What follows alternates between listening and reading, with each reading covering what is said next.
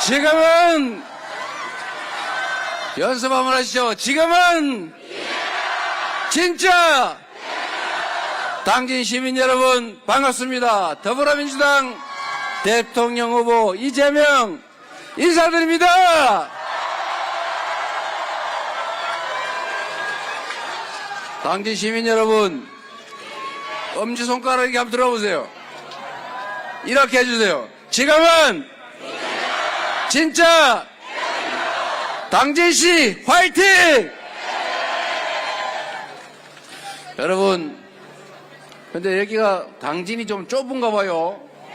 저기 밭 지나가지고 저쪽 길 건너까지 저러고 있으니 우리 어기구 의원님 좀 넓은 땅 잡으시지. 여기가 그래도 넓은 데라고 잡았는데 생각보다 너무 많은 분들이 오셨나 봐요. 네, 반갑습니다. 당진 오기를 잘한 것 같아요.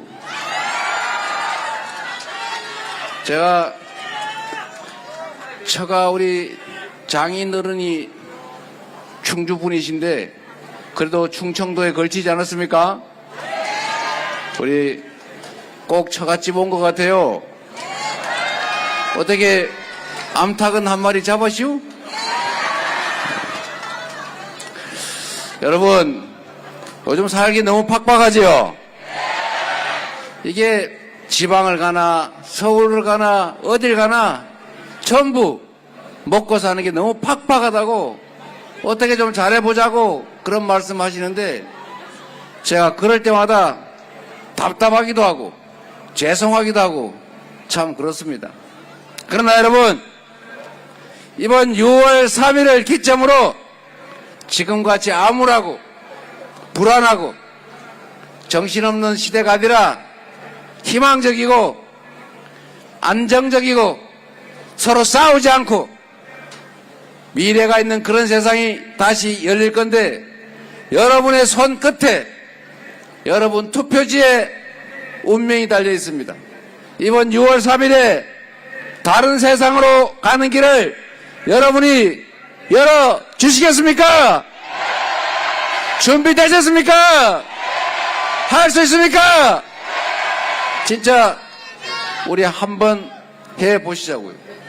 지금까지야 이 3년 동안 정말 너무 많은 것들을 잃었지 않습니까? 너무 많은 것들이 망가졌죠. 경제도 나빠지고 어쩌다가 마이너스 성장, 이 말 성장이라고 붙어서 그렇지 쪼그라들었다는 거 아닙니까? 줄어들었다고. 세상에 경제 규모가 줄어들었어요. 1분기에 0.2%가 줄어들었다고 하고 특히 내수, 국내 경기, 국내 경제는 2분기째, 6개월째 쪼그라들고 있대요.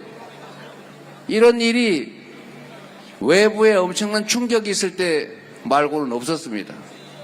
물론 작년 12월 3일에 벌어진 이 내란 사태, 군사 쿠데타, 외국인들이 보면 아니 한국과 같은 선진국에서 군사 쿠데타? 군정을 하려고 했단 말이야 라고 해서 실망하고 놀래고 그랬던 것이 충격이기도 하지만 그러나 뭐 IMF라든지 이런 심각한 상황 말고 마이너스 성장을 하는 경우가 쉽지가 않습니다, 여러분. 1%, 2% 성장을 해도 부족할 판에 마이너스라니. 그러니 우리 골목에 계시는 또 우리 살림살이 하는 서민들 얼마나 힘들겠어요. 불안하다 보니까 주머니에 돈도 줄어들지만 그나마 있는 조금 있는 그 돈도 불안해서 쓸 수가 없는 거예요. 미래가 더 나빠질 가능성이 많기 때문에 소비를 안 하죠. 여러분도 솔직히 그냥 여러 사람이 쓰니까 얼굴 안 드러나니까 진짜 물어보는 건데 돈 부족하고 돈 쓰기 어려워서 가까운 사람 잘 안 만나죠?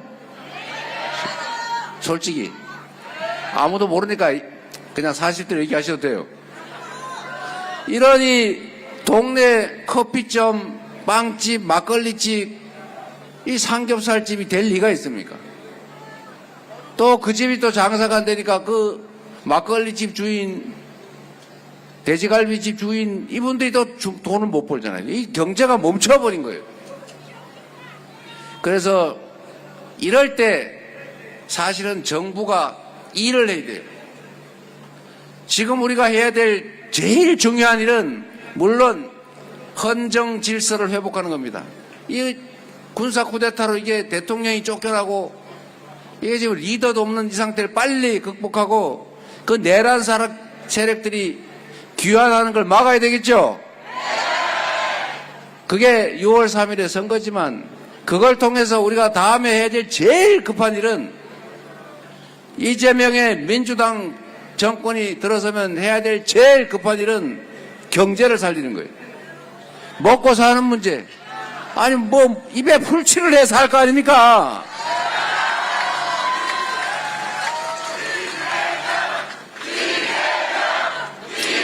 그런데 이 먹고 사는 문제를 그러면 어떻게 하느냐? 여러분 참 많이 들어보셨을 텐데 그 뭐시기 자유, 이 자유라고 하는 것은 제대로 얘기를 하면 공정하고 질서 있는 환경 속에서의 자유로움을 말하는 거지. 방치, 방임, 내버려두고 네 마음대로 해. 적자생존, 힘센 사람 살고 힘없는 사람 어떡하겠어, 죽어야지. 그게 자연의 법칙이야. 이게 자유입니까, 여러분? 이 자유와 방임을 구별하지 못하는 집단이 있었어요. 시장도 정부가 관여하고 조성하고 지원해야 되는 거예요. 시장이 너무 과열되면 조절해서 살짝 눌러주는 거예요. 너무 경기가 과열됐다. 그러면 정부가 자유 그러고 내버려두고 알아서 그냥 너무 지나치게다 폭발해서 죽을 때까지 내버려두는 게 아니고 이 자유를 올린다든지 부가금 세금을 더 걷는다든지 규제를 한다든지 해서 눌러줘야 되는 거예요. 반대로 얘기하면 뭡니까? 불경기가 오면 경제가 나빠지면 정부가 나서서 이자율도 낮춰보고 세금도 좀 줄여줘보고 정부 재정 지원도 좀 해보고 그렇게 해서 받쳐줘야 되는 거 아닙니까? 그런데 이 사람들이 이상한 생각을, 이상한 행동을 해요. 시장은 자유야 이러면서 정부에 돈이 없으니까 무슨 지원을 하냐, 그냥 배 고르자. 뭔 추경을 하냐, 무슨 지원을 하냐, 돈 없는데 무슨 국채 발행을 해, 빚 늘어나는데 이러면서 지원을 안 해요. 국민들이 배가 골아가지고 죽을 지경인데 자꾸 허리띠만 졸라매면 사람이 삽니까? 똑같아요. 지금은 먹고 죽으려도 돈이 없어요. 돈이 돌아야 돈이고 돈이 돌아야 경제가 사는데 돌 돈이 없어요. 그러면 어떡하냐? 그래서 정부의 역할이 있는 겁니다. 소비 쿠폰도 지원하고 루즈벨트가 대공황 때 그 쓸데없는 후보댐 만들었잖아요. 후보댐을 삽질해서 왜 만들어요? 그 불경기에 뭐 할 거라고. 일자리를 만들면서 그냥 공짜로 돈을 주긴 어려우니까 삽질이라도 해라, 댐이라도 만들자. 그래서 후보댐 만들고 노동자들 자꾸 사용자들하고 싸우는데 힘없어가지고 월급을 자꾸 깎으니까 노동자들끼리 단결해가지고 사장하고 협상해가지고 월급도 올려라.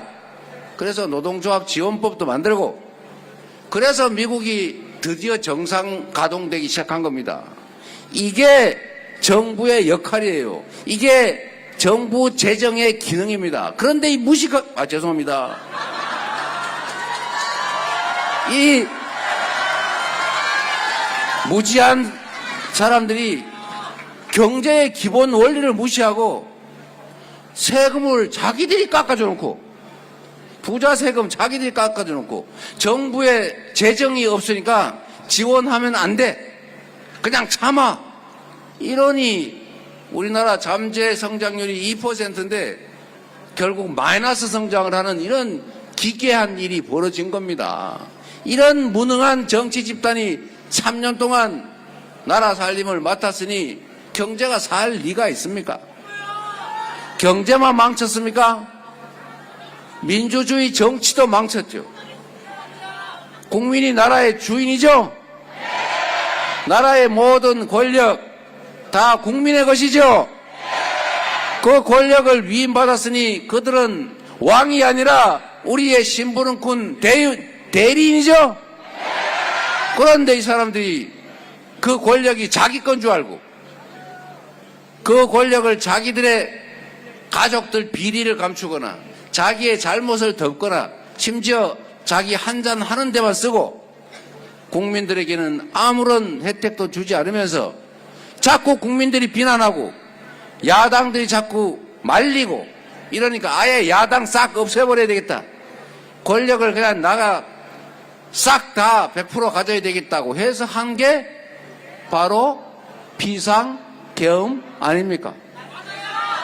이게 나라를 망쳤잖아요. 정치도 망치고 경제도 망치고 또 대한민국은 분단국가인데다가 지금도 정전협정만 체결한 법적으로는 계속 전쟁 중인 나라예요. 다른 나라에서는 한국을 전쟁 중인 나라로 알고 있어요. 실제로 전쟁할 때만큼이나 많은 군대가 휴전선을 놓고 서로 정말 탱크, 미사일 수십만 합치면 100만이 넘는 군대가 총구를 겨누고 실탄 장전해가지고 쏘기만 해봐라 이러고 저건 눈 부라리고 있어요. 거기다 톡 건들면 전쟁 나는 겁니다. 그런데 이 계엄 명분을 만들려고 군사 충돌을 유도하려고 북한에 대고 온갖 자극적인 행동을 해가지고 외환을 유치하는 전쟁을 유발하는 그런 짓을 하는 바람에 한반도의 평화 체제가 깨지고 위협받고 있어요. 이러니 외국 투자자들이 한국 경제에 투자하겠습니까? 있는 돈도 빼지요. 그러니까 주식시장에 순매도가 늘어나고 기업들이 지금 무슨 협약을 하려고 그러면 외국 기업들이 전부 다 손살을 치고 조금만 기다려봐 이런답니다.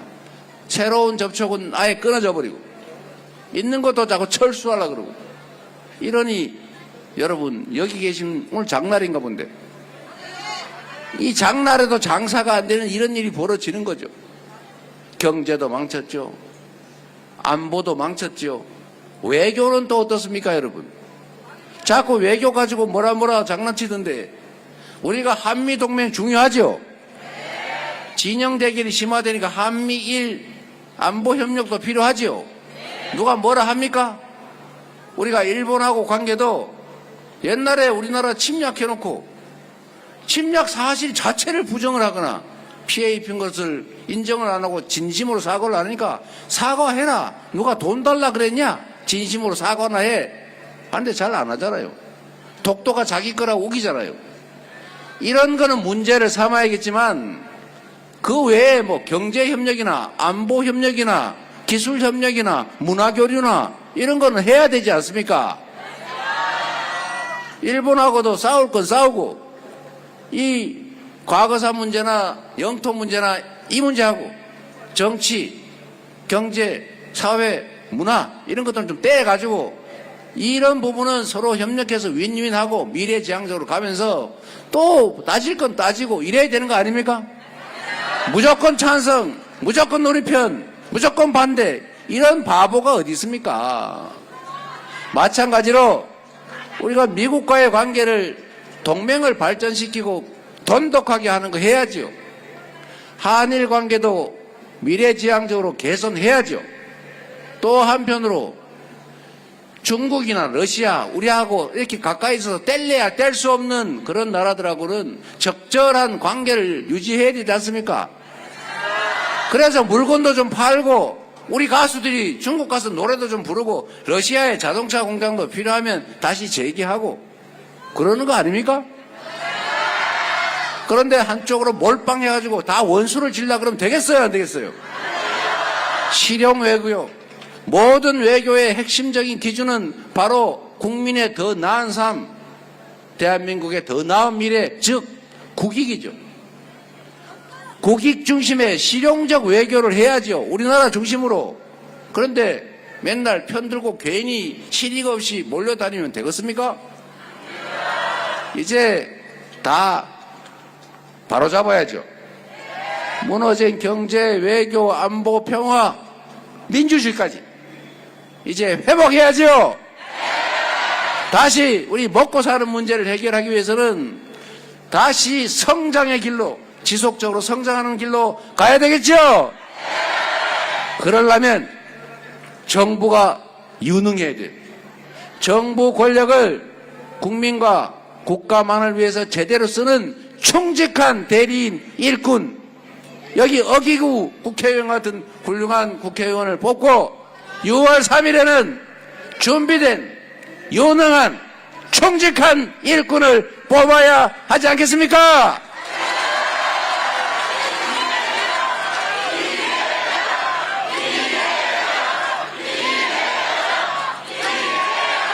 여러분, 우리가 지금은 잠시 어려움을 겪고 있습니다. 위기이기도 하고 역경이기도 하죠. 잠시 사실 구렁텅이에 빠졌어요. 누가 운전을 잘못하는 바람에 그냥 절벽에 계곡에서 굴러 떨어지긴 했는데 그렇다고 끝은 아니지 않습니까? 우리는 위대한 나라이고 위대한 국민들이에요. 여러분 생각해 보세요. 이 한반도의 역사 속에서 온갖 위기들이 있었어요. 임진왜란, 남북, 북한의 남침에 따른 전쟁, 일제의 침략, 온갖 일이 다 벌어졌죠.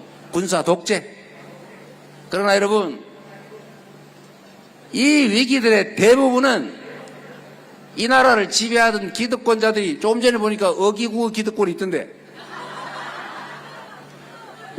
죄송합니다. 아닙니다. 역사적으로는 이 기득권자들이 부패하거나 무능하거나 무책임해서 국가적 위기를 불러옵니다. 그러나 이때도 이 위기를 이겨낸 것은 기득권자들이 아니고 언제나 힘없는 다수의 백성들, 국민들 아니었습니까? 군사 독재를 물리친 것도 광주 민주화 운동 그 과정에서 수백 명이 산화해 갔지만 결국 그들과 그들의 뒤를 이은 마음 고쳐먹은 잘 먹고 잘 살라다가 그거 보고 나도 이렇게 살면 안 되겠다 이렇게 괘씸한 이재명 같은 사람, 어기구 같은 사람, 이런 사람들 또 여러분들이 함께 싸워서 결국은 민주적인 나라로 만들었잖아요. IMF 위기가 오니까 그때 온 국민이 집에 있던 금비녀, 금가락지, 우리 자식들, 아들, 딸내미들 돌대, 백일대 받았던 그 돌반지, 백일반지 싹 다 몰아가지고 나라를 구하지 않았습니까? 그때 전 세계에서 저 한국이 이제 망했네 그러다가 원래 IMF 구제금융 받고 살아난 나라가 별로 없어요. 저 나라가 도로 살아나겠다. 세상에 다른 나라는 무슨 금융위기, 외환위기 이런 위기가 오면 자기 혼자 살겠다고 전 국민이 금 사모으고 집에 막 사재기하고 매점 매석하고 이러는데 저 나라는 이상하게 반대로 집에 있는 금 쪼가리를 갖다가 나라에다가 내놓네. 저 나라는 되겠다. 이래서 구제금융도 빨리 외국의 신임도도 빨리 회복해서 우리 다시 살아난 겁니다. 물론 위대한 지도자 김대중의 지도가 있었긴 하지만 말이에요. 결국 국민이 한 것 아닙니까?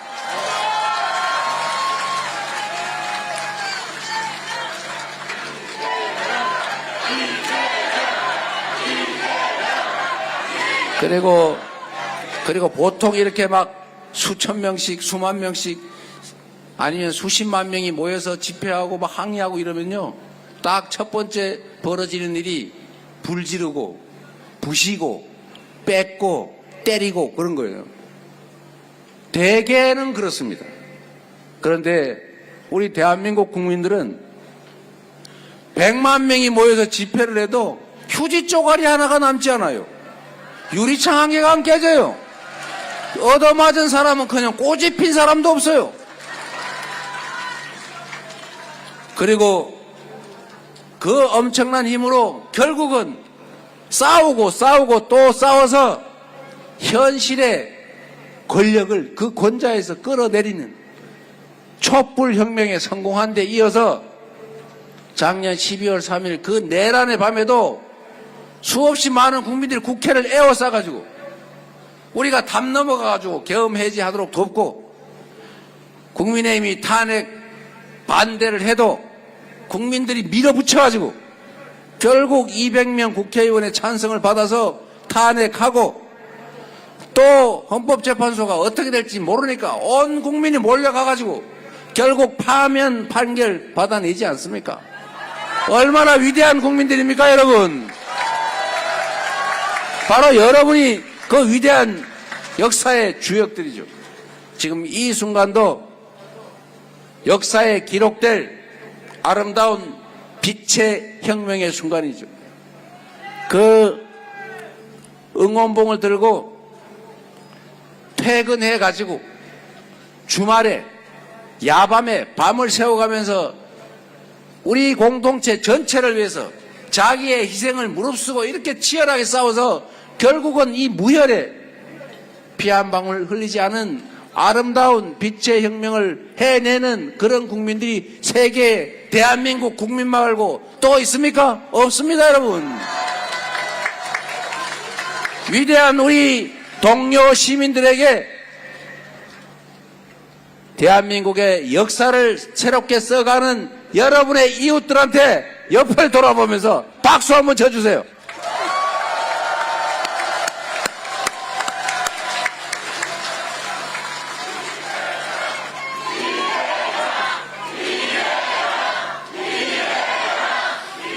존경하는 당진 시민 여러분, 그래서 우리가 이렇게 잠시의 어려움을 겪지만 우리가 힘을 모으면 이런 어려움 정도는 가뿐하게 이겨내고 모든 사람들이 희망을 가질 수 있는 다시 성장하는 사회, 다시 기회가 넘쳐서 우리의 자녀들이 친구를 밀어내고 나만 살겠다고 죽자 사자 서로 그렇게 죽을 듯이 경쟁하는 그런 나라 말고 이제는 친구의 손을 잡고 함께 노력해서 길을 찾을 수 있는 그런 세상 우리 한번 만들어 보지 않겠습니까, 여러분?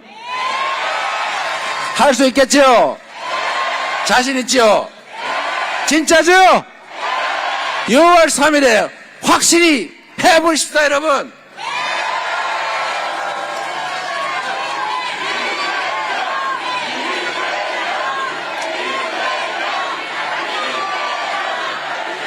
그리고 6월 3일 선거는 그냥 이재명 뽑는 게 아닙니다.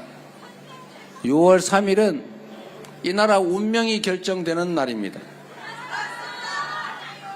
6월 3일은 내란 세력, 내란 비호 후보 그들이 다시 복귀해서 이 어려운 이런 상황이 계속될 수도 있습니다, 여러분. 여러분 자세히 한번 보세요. 제가 남 흉을 좀 안 보려고 그랬는데 좀 봐야 되겠어요. 제가 물어봤어요. 김모 후보께 내란 숙의 윤석열과 단절하시겠습니까? 그거 당연히 단절해야 되는 거 아닙니까? 정강훈 같은 극우와 단절하시겠습니까? 그거 당연히 단절해야 되는 거 아닙니까? 물론 과거에 한때 올려서 눈물을 막 흘리면서 아쉬워 안타까워하고 그렇게 슬퍼할 때 있을 수 있죠, 사람이. 그러나 최소한 지금은 내란을 극복하고 헌정 질서를 회복시키고 국민의 주권을 명확하게 하고 국민의 뜻에 따르는 제대로 된 정부를 만드는 이 선거에 후보로 나왔으면 최소한 국민 주권을 부정하고 국민이 맡긴 총칼로 국민을 지키라고 했더니 국민을 죽이겠다고 주권을 부정하면서 국민에게 총구를 겨눈 그 내란 수괴와는 말이라도 단절하겠습니다 라고 말해야 되는 것 아닙니까? 그런데 끝까지 대답하지 않아요. 여러분 어떻게 해야 됩니까? 선거를 떠나서 지금 대한민국이 왜 선거를 치르고 있는지를 우리는 알지 않습니까? 내란 수괴가 반란을 일으켜서 자기 권력을 더 확장하고 야당을 싹 몰살시켜버리고 대한민국의 모든 권력을 100% 차지해가지고 군인을 통해서 나라가 망하든지 말든지 군정을 하면서 두고두고 죽을 때까지 집권해 보겠다고 쿠데타를 일으킨 그 내란 수괴 주범을 단절하겠다는 말을 못하면, 단절을 안 하면, 그러면 앞으로 계속 그 내란 수괴의 귀환을 지지하고 지원하고 결국 내란과 함께 하겠다는 것 아닙니까?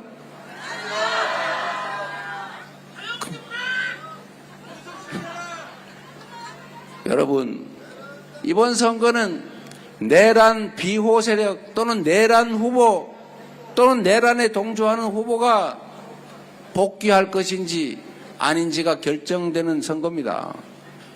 대한민국이 아예 이 길로 쭉 가서 길에서 굴러 떨어졌다가 그 옆에 있는 절벽 낭떠러지로 아예 추락해버릴 그런 위기를 처해 있지 않습니까?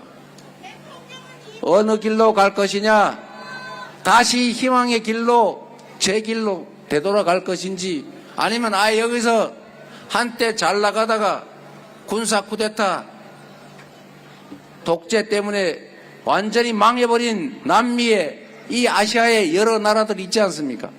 그 나라들처럼 우리도 완전히 추락해서 다시는 재기 못하는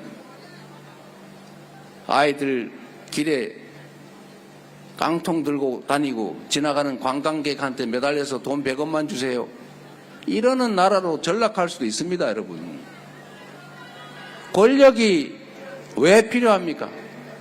과시하기 위해서, 남을 억압하기 위해서, 누군가를 가해하기 위해서, 남의 걸 뺏기 위해서 권력이 필요한 것입니까?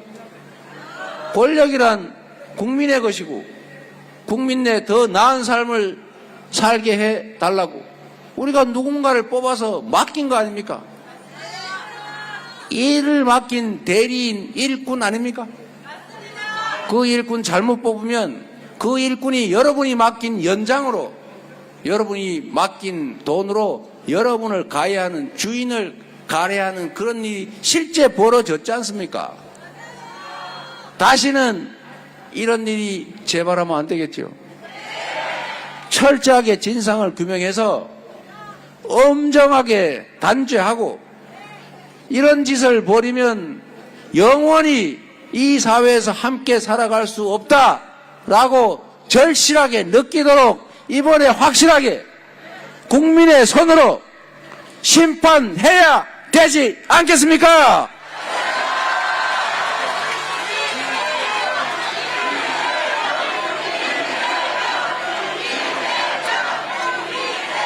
그래서 여러분, 선출된 공직자는 고용한 알바생과 똑같은 겁니다.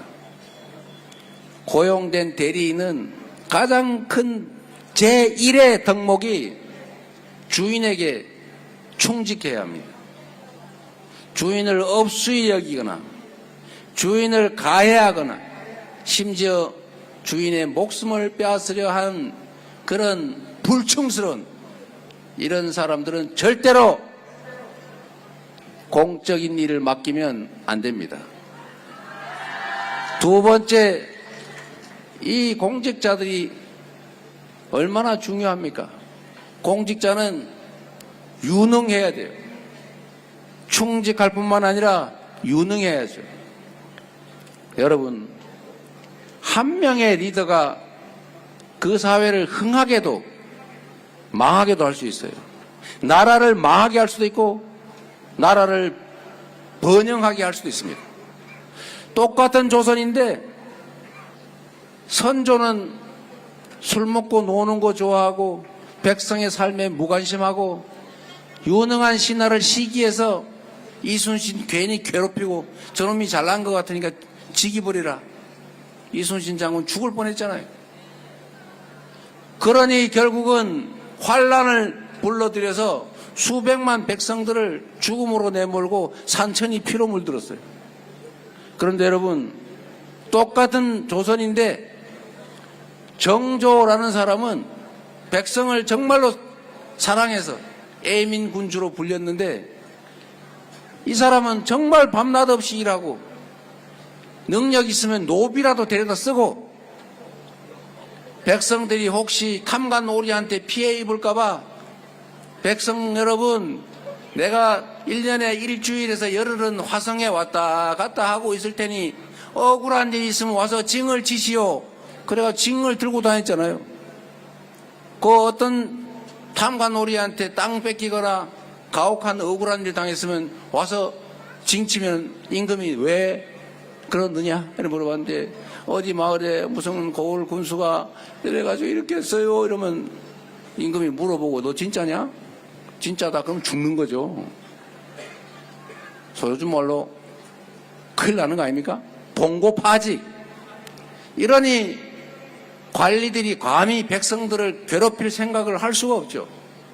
그냥 징들고 1년에 한 번씩 왔다 갔다 화성 왔다 갔다 한 걸로 전국의 관리들이 꼼짝 못하고 정말 백성들을 위해서 칭찬받으려고 그렇게 열심히 일하니 조선이 흥하지 않을 리가 있습니까, 여러분? 그래서 똑같은 조선, 똑같은 조건이지만 정조 때 조선이 동아시아 최고의 부흥 국가가 됐지 않습니까? 한 사람의 능력과 의지라고 하는 것은 그렇게 중요한 거죠. 모 대통령 3년에 우리가 체감할 만큼 많은 것들이 망가졌는데 만약에 똑같은 조건이지만 충직하고 유능한 일꾼 대리인들이 총력을 다해서 성심을 다해서 제대로 일하면 지금보다야 몇 배 확실하게 나아지지 않겠습니까, 여러분? 제가 자신하는데 똑같은 조건인데 민주당이 6월 3일에 승리하면 주가가 오를 거예요. 주가가 자본주의 경제의 심장 아닙니까? 그런데 대한민국 주식시장이 망해버렸잖아요. 다른 나라는 몇 배씩 몇십 프로씩 다 올랐는데 우리는 자꾸 하향 곡선을 그어요. 비리비리비리비리 푹 비리비리비리비리 푹 비리비리.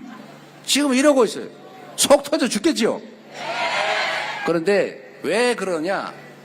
주가 조작이 일상적으로 일어나니까 믿을 수가 있습니까? 주가 조작을 해도 돈을 벌어도 힘세면 수사도 안 하고 책임도 안 지니 얼마나 누군가는 좋겠습니까만 이 시장을 누가 믿고 투자를 하겠어요?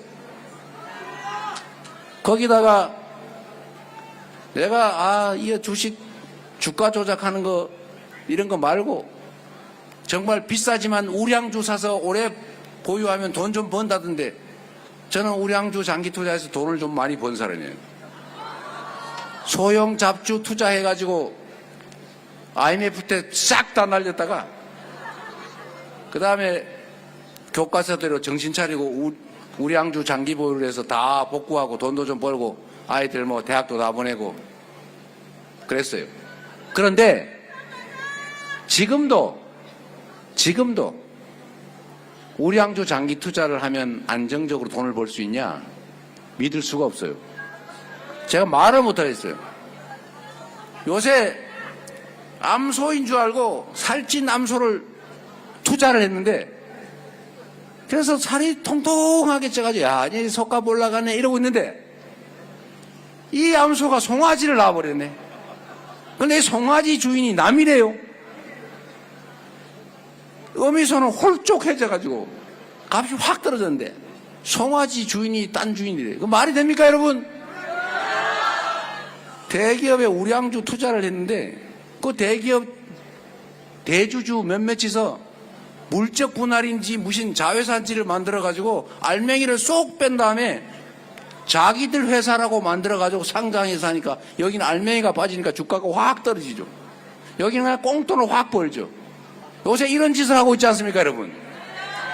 이러니 어떻게 한국 주식시장에 투자를 해요? 그래서 이런 거 못하게 상법을 개정해서 막자 그랬는데 처음에는 국민의힘이 이거 고치자고 자기들이 먼저 주장을 했거든요. 그래서 그럼 우리 좋다 하자. 그러니까 진짜 개정을 하니까 반대를 하더니 심지어 거부권을 행사했어요, 여러분. 그래서 지금 상법 개정하다가 국민의힘이 요구를 하니까 대통령 권한대행이 거부를 해가지고 없어졌는데 민주당 후보가 선거에서 이기면 이 주식시장에 빠삭한 이재명 후보가 이기면 당연히 상법 개정하고 당연히 주가 조작하는 거 완전히 거지 만들 정도로 혼을 낼 것이고 그러니 주식시장이 정상화될 것이고 정상화될 것이라고 예상이 되면 미리 사놔야 되니까 주가가 오를 걸로 저는 예상을 합니다, 여러분.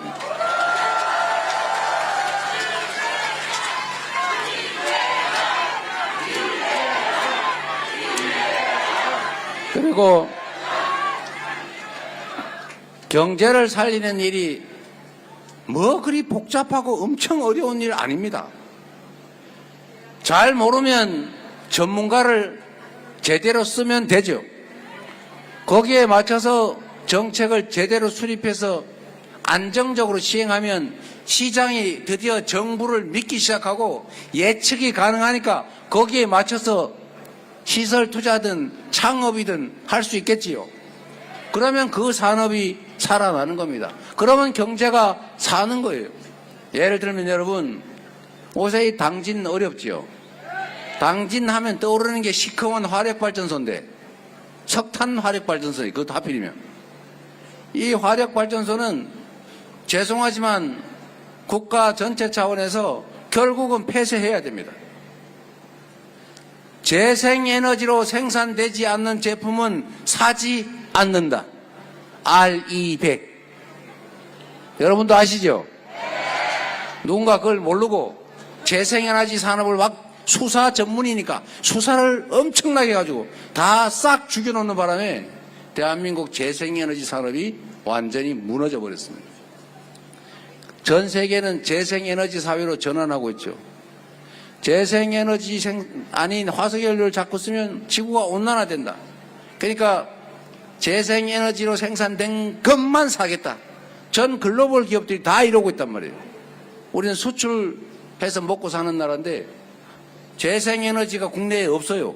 그러면 에너지를 쓰면 다 화석연료 에너지예요. 그러면 RE100을 채택한 글로벌 기업들이 한국 제품을 사지 않습니다. 유럽은 내년부터 탄소 국경세를 도입합니다.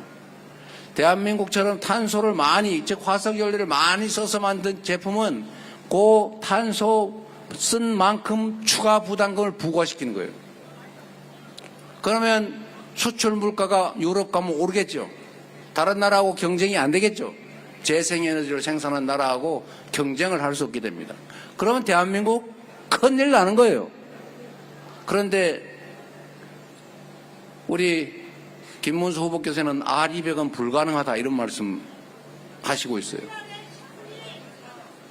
원자력 발전소는 원자력 에너지는 재생에너지로 쳐주지 않습니다. 그렇기 때문에 원자력을 60%로 만들고 화력발전소 같은 기존의 화석연료 에너지를 계속 쓰면 나라가 수출을 못해서 사실상 망하는 길로 가게 됩니다. 그래서 여러분 제가 김문수 후보한테 얘기한 것처럼 불가능하다, 우리는 할 수 없다, 그거 아무 소용없다. 다른 나라는 그렇게 하겠다는데 우리는 못한다 그러면 한국이 못한다니까 한국만 봐주자. 그럴 리가 없지 않습니까? 그래, 그러면 됐어. 당신들끼리 알아서 놀아. 라고 할 가능성이 높죠. 그러면 우리의 갈 길은 뻔히 정해진 거예요. 재생에너지 중심 산업으로 신속하게 전환해야 돼요. 그런데 여러분, 당진 화력발전소가 2040년 전까지 폐쇄하는 것은 여러분에게 위기예요. 그러나 피할 수 없어요. 대한민국 전체가 살아나기 위해서는, 인류가 살아남기 위해서는. 그런데 이게 기회일 수 있다는 겁니다. 화력발전소를 없애면 에너지를 어떻게 할 거예요? 재생에너지로 생산을 해야 되겠죠? 재생에너지는 어디에 많습니까? 이 바람, 이 태양, 서남해안이 에너지의 보고죠. 이 서남해안에 지금 농사 안 짓고 고기 안 잡고 떠나버린 이 빈 공간들이 너무 많아요. 여기를 재생에너지를 생산하는 것으로 전환해야 됩니다. 여러분 아시는 분 아실 텐데 논이나 밭에서 논농사, 밭농사를 짓는 것보다 태양광을 받아서 생산해서 파는 게 몇 배가 더 남습니다. 그리고 논에다가 밭에다가 그 위에 태양광 발전을 하면서 농사를 그냥 지을 수도 있어요. 그러면 농업 생산성이 85%쯤으로 떨어진대요. 15% 감량된단 말이죠. 대신에 태양광 발전은 수입은 그대로 남는 거죠. 이런 방식으로 재생에너지 생산을 결국은 인구가 소멸돼가는 이 서남해안 지역에서 대대적으로 생산해야 돼요. 그리고 그 에너지를 모아서 수도권이든 어디 보내든 아니면 이 근처에 재생에너지가 많이 생산되는 곳이 에너지 값이 싸니까 재생에너지 전용 산업단지를 만들어야죠. 그러면 여러분, 물론 이 과정 자체가 매우 고통스럽긴 합니다. 그러나 피할 수 없고 해야 돼요. 할 수 있어요. 정부의 의지에 따라서. 이재명 정부가 할 수 있을 것 같습니까? 못할 것 같습니까?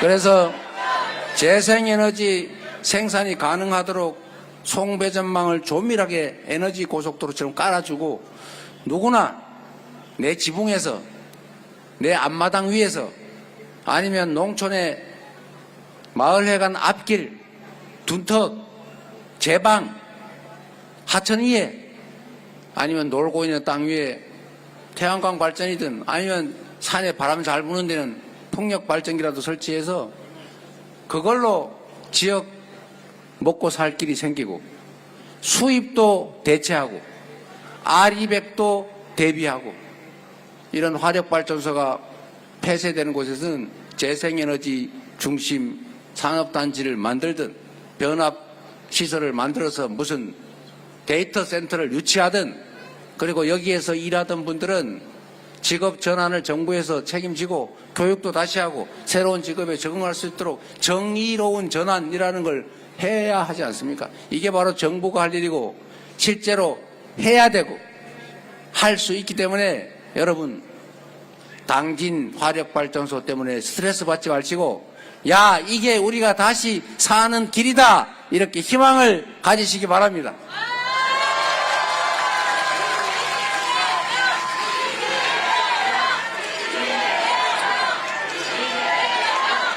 그리고 당진 얘기가 나온 김에 여기 서해대교 제2서해대교도 만들어야 되죠.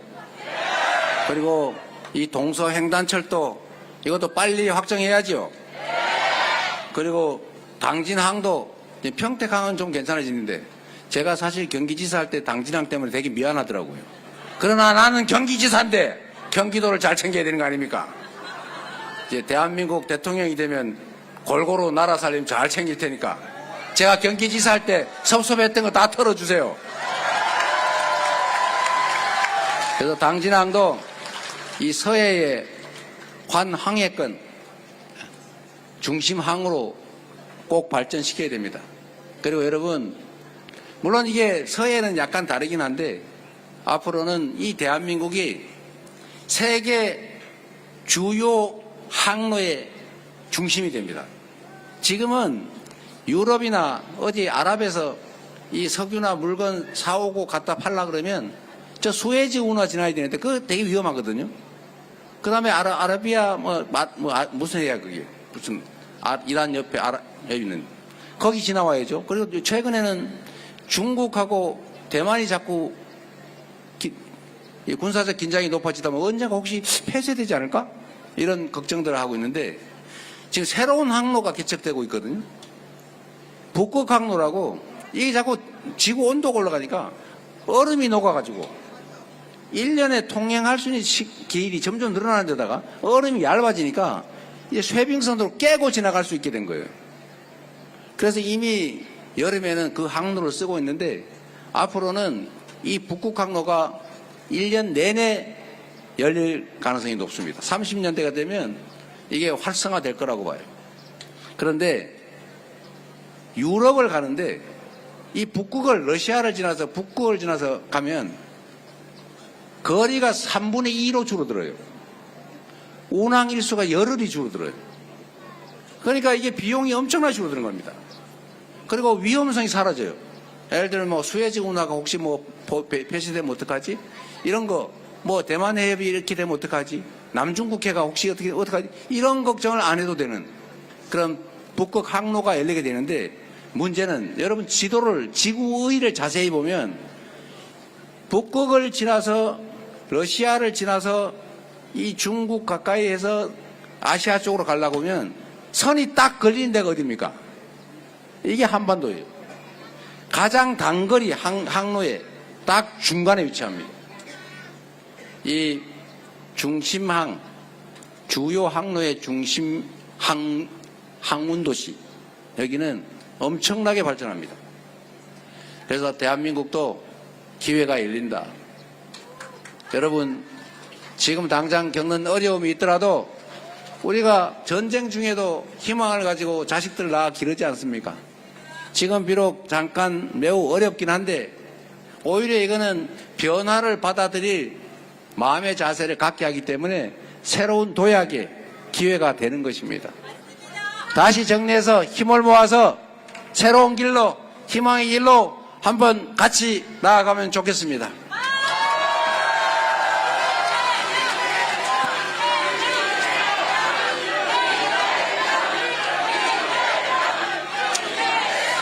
제가 당진에 오랜만에 오는 바람에 말이 엄청나게 많아졌는데 여러분 우리 기왕이면 저는 그런 생각해요.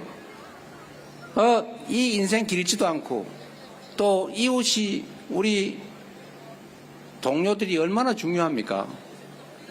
정치인들이 편을 갈라가지고 우리 국민들을 갈갈이 찢어놨어요.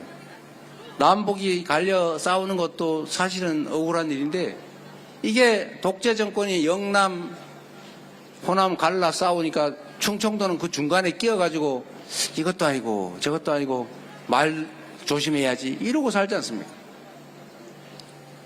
요즘은 세대를 또 갈라가지고 젊은이하고 노인을 싸움을 시켜요. 이제는 남녀를 갈라가 또 싸움 시켜요. 결혼해서 같이 살아야 될 이 배우자가 될 수도 있는 사람들인데 왜 남자 편 여자 편을 갈라가지고 그렇게 싸움을 붙입니까? 그리고 이제는 빨간색 파란색으로 갈라가지고 서로 죽이려고 그래요. 이러면 안 되잖아요. 정치적으로 경쟁을 하더라도 누가 더 잘하나 그걸 경쟁을 하고 그래서 누가 더 잘하네 라고 해서 상을 받는 거야지. 이거 제거하려고 그러고 편먹고 저쪽을 혐오하게 하고 증오하게 하고 이렇게 해서 나라가 다 갈갈이 찢어지면 우리가 아까 말한 그 엄청난 저력을 가진 대단한 국민이라 해도 힘을 모으지 않고 갈갈이 찢어져서 싸우고 갈등하고 대립하면 더 나은 세상을 만들 수가 없지 않습니까? 그래서 우리 국민들이라도 여러분들이라도 편 갈라 싸우는 거 말리고 싸우면은 한쪽 편 먹어가지고 옳든 그러든 난 파란색, 난 빨간색 무조건 좋아. 그리고 눈 딱 감고 그 싸울 일이 아니라 왜 싸우는지를 보고 가려서 좋은 의도를 가지고 국민을 위해서 싸우면 그건 지지해주고, 국민이 맡긴 권력으로 자기 사익을 채우겠다고 상법 개정 반대하면서 싸우고 이러면 혼내주시고, 그렇게 해서 우리 국민은 싸우지 말고 대리인들끼리는 합리적인 경쟁, 잘하기 경쟁을 하게 만들어주면 더 나은 세상 더 빨리 쉽게 만들지 않겠습니까? 그래서 정치 보복이 저보고 자꾸 그럴까 의심한다는 주장을 하던데 그럴 시간이 어디 있습니까, 여러분? 저는 수없이 많이 당하긴 했지만 저는 그런 생각하지 않습니다. 바빠서 그럴 시간이 일단 없고, 두 번째로 우리가 해야 될 일이 산더미인데 힘을 모아도 겨우 할까 말까 한데, 그거 옛날 너 이랬지, 너도 한번 당해봐라 이래서 싸워가지고 또 반격하고 티격태격 싸우고 보복은 보복을 부르고 계속 이게 반복되면 나라가 어떻게 되겠어요? 일할 시간이 없잖아요. 그럼 성과를 못 내지 않습니까? 저는 성과를 내서 칭찬받는 전문인데 그럴 시간이 없기 때문에 그럴 생각이 전혀 없으니 걱정하지 말라고 전해주세요.